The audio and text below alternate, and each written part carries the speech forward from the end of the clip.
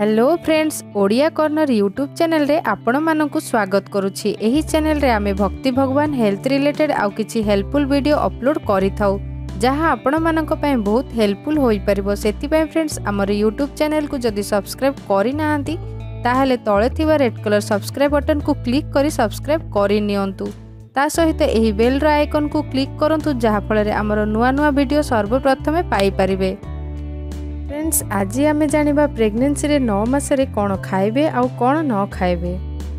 जेपरि जेपरि आपणको pregnancy आगो को बढ़िबारे लागिथे आपण आहुरी अधिक चिंतित रही थांती। एही लास्ट मास रे आपण कोन खाइबे आउ कोन खाइबे नाही, जहा द्वारा आपणको डिलीवरी मध्ये सहज रहिबो। आसंतु जानिबा। नंबर 1, एही लास्ट मास रे प्रतिदिन निश्चय चालंतु। एहा आपणको प्रसव समय रे बहुत हेल्प करिवो। नंबर 2, प्रतिदिन दहीर सेवन करंतु कारण लास्ट मास रे शिशु को कैल्शियम रो अधिक आवश्यकता होई थाए।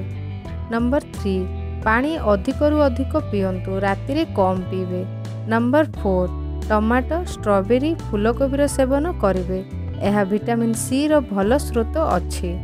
नंबर 5, चना, राजमा तथा अन्य फोलिक एसिड युक्त आहार अवश्य खाइबे, जहा द्वारा आपणको बर्थ डिफेक्ट रो संभावना को कम करि पारे। नंबर 6, लास्ट मास रे आपण 4 रु 5टी खजूर रो सेवन करि पारिबे। एहा द्वारा आपणको प्रसव पीड़ा सहज होई जाए। नंबर 7, लास्ट मास रे भलो निद नेबा बहुत जरूरी अटे, जहा द्वारा आपणको लेबर प्रोसेस छोट होई थाए। नंबर 8, प्रतिदिन राति रे केसर वाला क्षीर अवश्य पीबे। एहा आपनकु भलो निद आसीबारे बहुत लाभदायक होई थाए।